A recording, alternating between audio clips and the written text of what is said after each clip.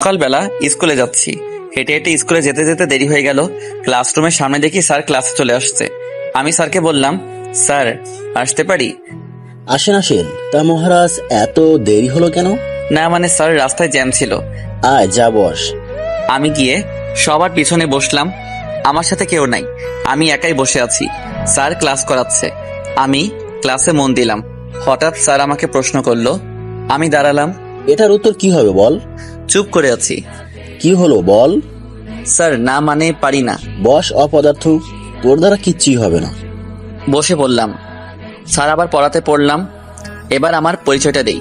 আমি শাহরিয়ার রহমান, এবার ক্লাস 10-এ পড়ি। বাবা মায়ের বড় ছেলে। আমার ছোট ভাই আছে আর একটা বোন আছে। বাবা আইনজীবী, মা গৃহিণী। স্যার ক্লাস শেষ করে চলে গেল। এভাবে সবগুলো ক্লাস শেষ করলাম। স্কুলে তেমন কোনো বন্ধু নেই, কারণ আমি তাদের মতো পড়াশোনা পারি না। স্কুলে সবাই আমাকে অপদার্থ বলে চিনে। আমি ক্লাস শেষ করে বাহিরে আসলাম। ফোন বের করে দেখি 1টা বাজে। তারপর একটা রিক্সা নিয়ে বাসায় আসলাম। বাসায় এসে মাকে বললাম, মা খাবার দাও। ফ্রেশ হয়ে আয়, দিচ্ছি। আচ্ছা ঠিক আছে। আমি রুমে এসে ফোনটা চার্জে দিলাম। তারপর ফ্রেশ হয়ে নিলাম। ফ্রেশ হয়ে খাবার খেতে আসলাম। খাবার খেয়ে রুমে গেলাম। রুমে গিয়ে ফোন নিয়ে গল্প লিখতে লাগলাম। গল্প লিখতে লিখতে বিকাল হয়ে গেল। প্রতিদিনের মতো আজকেও গল্প পোস্ট করলাম। গল্প পোস্ট করে বাহিরে বের হলাম। বন্ধুদের সাথে আড্ডা দিব তাই। স্কুলে বন্ধু না থাকলেও বাহিরে কিছু বখাটে বন্ধু আছে। আমি বাহিরে এসে রাব্বিকে ফোন দিলাম। হ্যালো রাব্বি, তোরা কই? আমরা এখানে আছি, তুই চলে আয়। ওকে, আমি 2 মিনিটে আসছি। আমি কল কেটে দিলাম। কল কেটে সেখানে গেলাম। দেখি সবগুলো বসে আছে। আমি গিয়ে তাদের সাথে বসলাম। তখন রাব্বি বলল, দোস্ত, তোর তো রেজিস্ট্রেশন হয়নি, আমাদের স্কুলে চলে আয়। লাভ নাই রে, বাবা আসতে দিবে না। আর বাবা কি রকম লোক জানিস তো। জানি। দোস্ত চল আজ মেয়ে পটাই। কার জন্য? আমার জন্য। তুই না রিলেশন করছিলি? আরো লাগবে। তাহলে কিন্তু আমি বাস দিব, সবার জন্য একটা করে। সবার জন্য যদি একটা হয় তাহলে তুই কেন প্রেম করিস না? এমনি ভালো লাগে না রে। আর তাছাড়া আমার গল্প লিখতে সময় চলে যায়। ভাই, তোর মতো ধৈর্য আমার নাই, এসব কাজ তোকে দ্বারাই সম্ভব। তা তো রিলেশন কেমন চলে? মোটামুটি চলে। কি যে প্যারা দেয় রে ভাই। এইভাবে আমরা 3জন মিলে কথা বলতে লাগলাম। কথা বলতে বলতে কখন যে সন্ধ্যা হয়ে গেছে বুঝতে পারিনি। তারপর তাদের বিদায় দিলাম।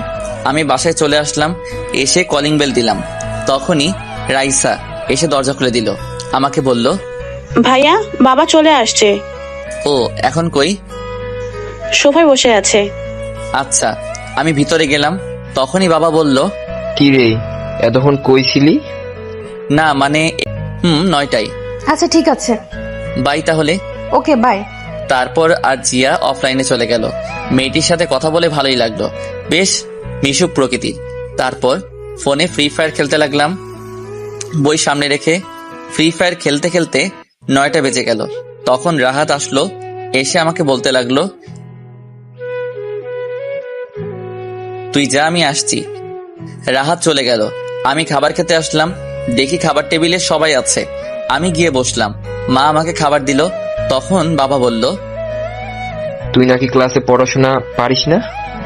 না পারি তো। আমাকে তো তোর স্যার ফোন করে বলছে। আর হবে না এমন। খাবার খাওয়ার সময় কথা বলতে নাই। চুপচাপ খাবার শেষ করে রুমে আসলাম। এসে শুয়ে পড়লাম। তারপর ডেটা অন করে মেসেঞ্জারে ঢুকলাম। দেখি জিয়া মেসেজ দিয়েছে। কি হলো? 9টা বাজে। বলো। আছি। কই তুই? এখন কয়টা বাজে? কেন, তোর ঘরে ঘড়ি নাই? আছে তো, তুই দেখ কয়টা বাজে। 9টা 23 বাজে। কেন? আমি কতক্ষণ ধরে ওয়েট করছি। ও আচ্ছা, এই ব্যাপার। হুম তা ঘুমাবি না? একটু পর, এখন ঘুম আসছে না। ও